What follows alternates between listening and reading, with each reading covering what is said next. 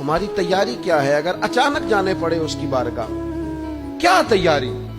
روز دیکھ رہے ہیں نا، کچھ لوگ روڈ پہ چڑھے تھے پہنچ نہیں سکے، ہاسپٹل گئے تھے پہنچ نہیں سکے، کچھ لوگ کسی فیلڈ میں کام کر رہے تھے ڈگری نہیں مل سکی، جا ہی نہیں سکے، وقت آ گیا۔ تو اگر وہ ٹائم آ جاتا ہے اس کی بارگاہ میں حاضر ہونا پڑ جاتا ہے، تیاری کیا ہے؟ نبی پاک علیہ الصلوۃ والسلام گھر کے اندر اپنے گھر والوں کی تربیت کے لیے اور تعلیم امت کے لیے ایک دعا مانگتے تھے۔ حضرت عائشہ صدیقہ کہتی ہیں حضور دعا مانگتے تھے، مشکات میں موجود ہے۔ کیا دعا تھی؟ اللہم حاسبنی حسابا یسیرا، اے اللہ ذرا حساب آسان کر کے لینا۔ یہ حضور تعلیم امت کے لیے دعا مانگ، اللہ حساب ذرا آسان کر کے لیجیے، مالک کرم فرمانا۔ تو حضرت عائشہ صدیقہ رضی اللہ تعالیٰ عنہ ارشاد فرماتی ہے، میں نے عرض کیا یا رسول اللہ صلی اللہ تعالیٰ علیہ وسلم یہ آسان حساب کا کیا مطلب ہے؟ تو حضور فرمانے لگے، عائشہ آسان حساب کا مطلب یہ ہے کہ رب کریم بندے کے نامہ اعمال پر نظر ڈالے گا اور پھر اللہ تبارک و تعالیٰ اس سے درگزر فرما دے گا۔ یہ آسان حساب ہے، پتہ مالک کو ہے اس نے کیا کیا ہے، پر کریم ہے نا۔ عدل کرے تے تھر تھر کمبن، اچیاں شاناں والے تے جے فضل کرے تے پھر بخشے جامن میرے جے منہ کالے، نظر کرے گا پھر معاف فرما دے گا۔ اور حضور فرماتے عائشہ یاد رکھو جس سے اس نے حساب لیا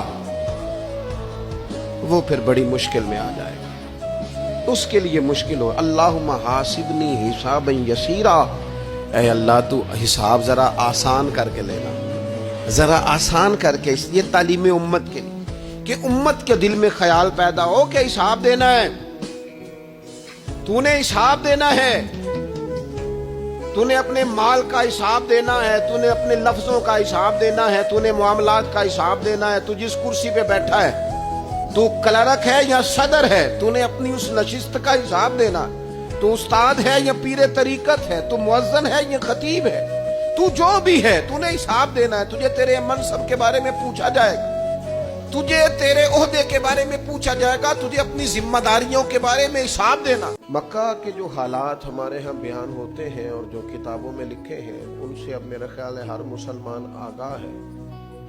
سخت حالات، کڑوے حالات، تلخ حالات، اور ہیں تلخ بہت بندہ مزدور کے حالات، غریبوں کے لیے بڑی مشکلات، ماں باپ تکلیف کا شکار، عورتیں غلام جانوروں کی طرح بکتے، عجیب بے ہنگم سا معاشرہ اور عجیب ظلم و ستم کا بازار گرم، اور سب سے بڑا مسئلہ شرک کا، کفر کا، بتوں کو پوجنے کا۔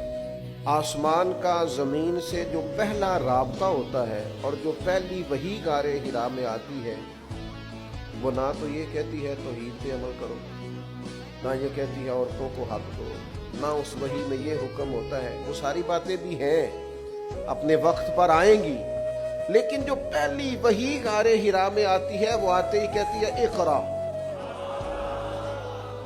پڑھو پڑھو پڑھو۔ پڑھو گے تو توحید والے بھی ہو جاؤ گے، پڑھو گے تو اخلاق والے بھی ہو جاؤ گے، پڑھو گے تو حقوق ادا کرنے والے بھی ہو جاؤ گے، پڑھو گے تو تم خود بخود دیکھو گے سوسائٹی میں اچھے لوگ کس طرح سے وقت گزارتے ہیں۔ اقرأ بسم ربک الذی خلق، ہاں پڑھنا اس رب کے نام سے جس نے پیدا کیا، پڑھنا اس رب کے نام سے جس نے، اللہ کی رضا کے لیے پڑھنا، اور جو رب پڑھائے وہ پڑھنا، دین پڑھنا، اخلاقیات پڑھنا۔ اور اس سے نتیجہ کیا نکلے گا؟ اس سے نتیجہ یہ نکلے گا کہ سارا معاشرہ سنور جائے۔ بعض اوقات تکلیفیں بہت ساری ہوتی ہیں لیکن ان کا حل ایک ہوتا ہے۔ تکلیفیں بہت ساری ہوتی ہیں، خواجہ غلام فرید صاحب رحمۃ اللہ علیہ نے فرمایا تھا درد میرے زیادہ ہے لیکن اس کا حل ایک ہی ہے۔ 100 وار چڑھی کوٹھے تے اتری 100 واری، متاں والے متاں دیندے تے ہن تے متاں نے بھی مت ماری، جنہ میں علاج کراواں اونی ودی جائے بیماری۔ تو حل کیا ہے؟ کہنے لگے ہن تے ماہی کول بلا لے، چل تو جتیا تے میں ہاری۔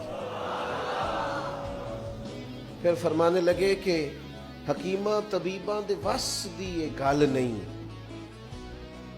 کہ میری مرض دا ہور کوئی بھی حل نہیں، وکھا جا تو صورت و پیاری، آ میرے ڈھولا میں کراں بیٹھی زاری۔ مسائل زیادہ ہوتے ہیں، حل ان کا حل یہ ہوتا ہے کہ تو کبھی آ جائے نا تو جس راہ چل دیے ہیں کوچے بسا۔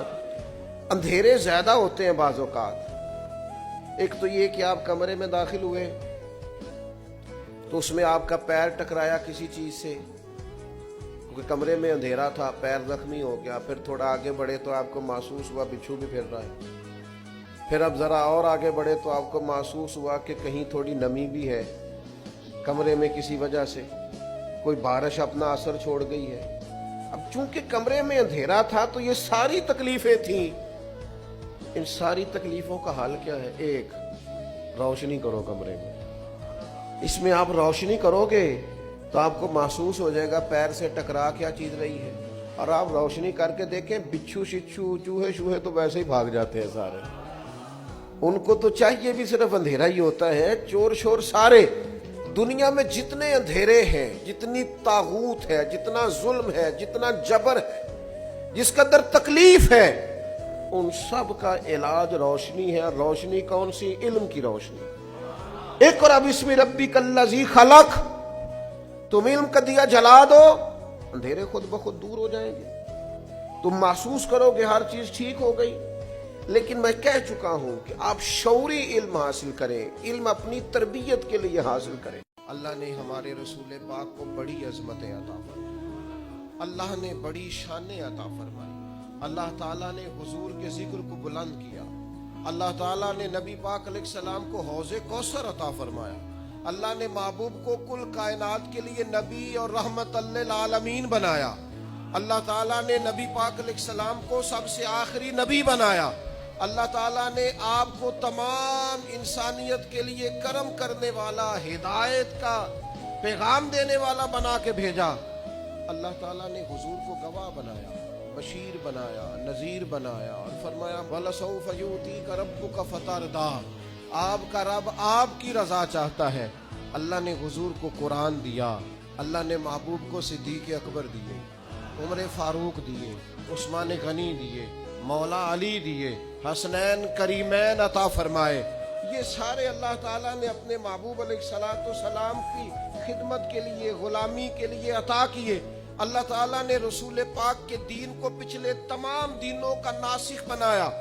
اب کسی دین پر عمل نہیں ہوگا، قیامت تک سکہ مدینے والے رسول کا چلے گا۔ اللہ تعالیٰ نے رسول پاک علیہ السلام کو حبیب بنایا، اللہ نے محبوب کو نبیوں کا امام بنایا، کائنات کا سردار بنایا۔ کیا خوب کہا تھا چراغ گولرا نے، کہنے لگے ممکن نہیں مدح شاہ خدا، گیلانی پیر نے خوب کہا کتھے میرے علی کتھے تیری ثنا، ممکن نہیں مدح شاہ خدا، زندگیاں ختم ہوئی اور قلم ٹوٹ گئے، بس تیرے اوصاف کا ایک باب بھی پورا نہ ہوا۔ حضور محبوب ہیں، اور اس طرح کے محبوب ہیں کہ وَلَسَوْفَ يُؤْتِيكَ رَبُّكَ فَتَرْضَىٰ، رب کہتا ہے محبوب تجھے اتنا دوں گا تو اپنے رب سے راضی ہو جائے گا۔ حضرت عائشہ صدیقہ رضی اللہ تعالی عنہا عرض کرتی ہیں یا رسول اللہ صلی اللہ تعالی علیہ وسلم، میں دیکھتی ہوں آپ کا رب آپ کی بات ماننے میں جلدی فرماتا ہے، آپ کی بات قبول کرنے میں جلدی کرتا ہے، اللہ تعالیٰ آپ کی رضا چاہتا ہے۔ لیکن نبی پاک صلی اللہ تعالی علیہ وسلم نے ہماری تربیت کے لیے کیا کہا؟ حضور دعا مانگتے، حضور دعا مانگتے، کریم محبوب دعا مانگتے۔ عمل کرنا اور پھر بتانا اللہ کا فضل ہے جی اتنی نمازیں پڑھتا ہوں، شکر ہے جی اتنی سخاوت کرتا ہوں، بڑی بات ہے جی فلانی جگہ بھی میرا تعاون حاصل ہے، فلان جگہ بھی میں خدمات پیش کرتا ہوں۔ لیکن میرے دوستو رسول خدا صلی اللہ تعالی علیہ وسلم دعا مانگتے، ابن ماجہ میں موجود ہے، کہتے اللہم انی اسألک، اے اللہ میں تیرا محبوب ہو کے تجھ سے سوال کرتا ہوں، میں تیری بارگاہ کا سوالی ہوں۔ کس بات کا؟ علما نافعا، علم دینا پر نفع والا دینا. مالک جب تو علم عطا کرے تو وہ والا دینا جو نفع بخش ہو, جو فائدہ مند ہو. محبوب دعا مانگتے ہیں اللہ نفع والا علم عطا فرما وعملا متقبلا. اور اے کائنات کے رب, میں تیرا محبوب ہو کے تجھ سے سوال کرتا ہوں وہ والا عمل کرنے کی توفیق دینا جسے تو قبول فرما لے, جو تیری بارگاہ میں قبول ہو جائے. یہ تعلیم امت کے لیے, کہیں ایسا نہ ہو لوگ عمل کریں اور ان کا عمل اس کی بارگاہ میں قبول نہ ہو. اللہم انی اسألک علما نافعا وعملا متقبلا. میں سوال کرتا ہوں تجھ سے کہ علم نفع والا دینا, عمل قبولیت والا دینا, ورزقا طیبا. مالک رزق ضرور عطا فرما پر دینا پاکیزہ, طیب, طاہر, صاف ستھرا. یاد رکھو فقیری میں فقیری کرنا کوئی کمال نہیں, کرنی پڑتی ہے, مجبوری ہوتی ہے. فقیری میں فقیری کوئی کمال نہیں. کمال تو یہ ہے کہ تو بادشاہی میں فقیری کرے, تیرے پاس لاکھوں پڑے ہوں پر تیرا مزاج فقیرانہ ہو. کروڑوں اربوں تو خرچ کرنے کی طاقت رکھتا ہو لیکن تو کہے نہیں میں مزاج فقیر. سلام اس پر کہ جس نے بادشاہی میں فقیری کی, سلام اس پر کہ جس نے بے کسوں کی دستگیری کی, سلام اس پر کہ جس نے بادشاہی میں فقیری کی. نبی پاک علیہ السلام نے بادشاہی میں فقیری کی, حضرت ابو بکر نے بادشاہی میں فقیری کی, حضرت سیدنا عمر فاروق نے بادشاہی میں فقیری کی, کروڑوں خرچ کرنے والے عثمان غنی. لیکن سیدنا عثمان غنی کی شان یہ ہے کہ جب خطبہ دینے کے لیے منبر پہ بیٹھتے ہیں تو کرتے پہ بھی پیبند ہیں اور ان کی تہمت پر بھی پیبند ہیں اور ان کی پگڑی بھی پرانی ہے. تو لوگوں نے کہا یہ کیا ہے؟ تو کہا یہ وہی ہے جو ہمیں مدینے والے رسول نے سکھایا ہے. وہ خرچ کرنا ہے دوسروں پر, وہ سارے کا سارا اپنے اوپر اعلیٰ آسائشیں حاصل کرنا اور پتہ نہیں کہاں سے کہاں نکل جانا. حضرت مولا علی شیر خدا امیر المومنین ہیں لیکن کوفے کی جامع مسجد کے باہر کھڑے ہو کے کہتے ہیں میری زرہ خرید لو, تامت زیادہ پرانی ہو گئی, اب تو پیوند کی جگہ بھی نہیں رہی, اگر پیسے ہوتے تو میں زرہ نہ بیچتا. یہ بادشاہی میں فقیری ہے. یہ کون ہے؟ یہ علی کون ہے؟ یہ حسنین کون ہے؟ یہ دنیا کے باغ کے مالک نہیں, یہ تو جنت کے مالک لوگ ہیں. لیکن بادشاہی میں فقیری ہے. آپ کو پتہ ہے ہمارے بچوں میں غلطیاں زیادہ کیوں بڑھ جاتی ہیں؟ جو وقت تھا نا انہیں منع کرنے کا, اس وقت ہم نے انہیں منع نہیں کیا. جو ٹائم تھا انہیں ٹوکنے کا, اس وقت ہم نے انہیں ٹوکا نہیں. جو وقت تھا انہیں سمجھانے کا, اس وقت ہم نے انہیں سمجھایا نہیں. پھر ایسا وقت آتا ہے کہ وہ غلطیاں پک جاتی ہیں, مزاج کے ساتھ منسلک ہو جاتی ہیں. پھر ہم چاہتے ہیں کہ بچوں میں وہ تبدیلی آئے لیکن اس کے ساتھ بڑا ظلم ہوا, وہ بیچارہ پریشان ہو گیا.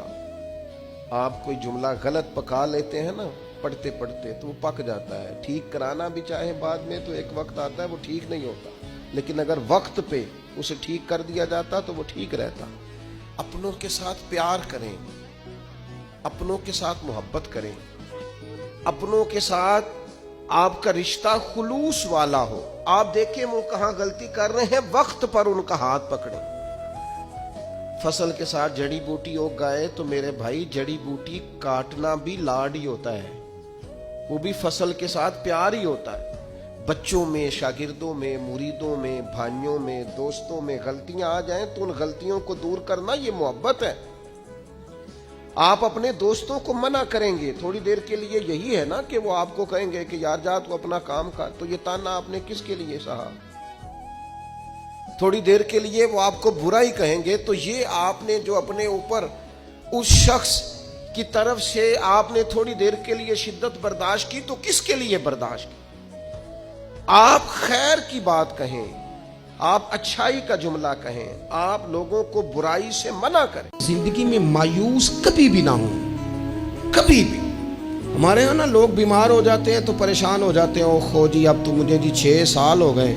او خدا کے بندو 30 سال قومے میں رہنے والے مریض اٹھ گئے. ڈاکٹر جن کو لکھ کے دے چکے تھے تم ٹھیک نہیں ہو سکتے, شفائیں دینے والا تو میرا رب ہے, وہ اٹھ کے بیٹھ گئے. مایوسی, کمزوری, کچھ نہیں ہو سکتا, کبھی نہیں ہو سکتا، کیسے ہوگا، کون کرے گا، یہ تو لوگ کمزور باتیں کرتے ہیں۔ یہ ڈپریشن اور مومن یہ الگ الگ چیزیں، ٹینشن اور مومن یہ الگ الگ چیزیں۔ مسلمان کوئی لاوارث ہے کہ ٹینشن لے؟ رب رسول کے ماننے والے بھی پریشان ہوا کرتے ہیں۔ اور ہم اس رب کے ماننے والے ہیں جو کہتا ہے کہ تم حد میں نہ پریشان ہونا کہ سویرے ملے گا تو شام کو نہیں ملے گا معاذ اللہ، اور شام کو تمہیں دیکھا جائے گا تو صبح نہ دیکھا جائے گا۔ تم اس کریم کے ماننے والے ہو جسے نہ اونگ آتی ہے نہ نیند آتی ہے، ہر وقت تمہیں دیکھتا ہے، ہر وقت۔ میرے عزیزو، رسول رحمت صلی اللہ تعالی علیہ وسلم نے ان بوڑھوں کے ساتھ نیکی کرنے پر جو اجر بیان کیا ہے وہ بڑا انوکھا ہے۔ حضور نے بزرگوں کے ساتھ جو اکرام کرنے کے بعد اس کا نتیجہ بتایا ہے، اور جو انعام ملے گا کسی ضعیف آدمی کی خدمت کرنے پر، وہ انعام بڑا شاندار بیان کیا۔ آپ کبھی ترمذی شریف کی اس حدیث پر غور کریں، میں عرض کرنے لگا ہوں تو انسان تو بڑی ساری روحانی عروج پہ چلا جائے کہ یار حد ہو گئی، اتنا بڑا انعام ملے گا۔ نبی کریم نے فرمایا اگر تو کسی بوڑھے کی اس کی بڑھاپے میں خدمت کرے گا نا، تو جب تو بوڑھا ہوگا تو اللہ تعالیٰ ایک جوان مقرر کرے گا جو تیری خدمت کرے گا۔ آپ نے خدمت کی، اور حضور فرماتے ہیں پھر اللہ ڈیوٹی لگائے گا بندے کی۔ آپ نے بوڑھے کی خدمت کی، اور جب آپ بوڑھے ہوئے تو آپ کی جو ذمہ داریاں تھیں وہ اللہ کے ذمہ کرم پہ چلی گئی۔ اللہ نے بندہ مقرر کیا ہے، اللہ نے۔ حضور فرماتے ہیں رب نے نرخ بازار محبت کا انوکھا ہو گیا، خود خریداروں میں شامل آ کے مولا ہو گیا۔ اللہ نے ڈیوٹی لگائی، اللہ نے، کہ اس نے ایک بوڑھے کی خدمت کی تھی، اب ایک جوان اللہ مقرر کرے گا۔ اور اس حدیث میں تصریح نہیں فرمائی، یہ ترمذی کی ہے، تصریح نہیں کی کہ وہ بیٹا ہی ہوگا، بھتیجے کی بھی ڈیوٹی لگ سکتی ہے، کسی شاگرد کی بھی لگ سکتی ہے، کسی گلی محلے میں بھی کسی کے دل میں اللہ بات ڈال دیتا ہے کہ تو اس کی خدمت کر، شرط یہ ہے کہ پہلے تو نوکری کر، ڈیوٹی کر۔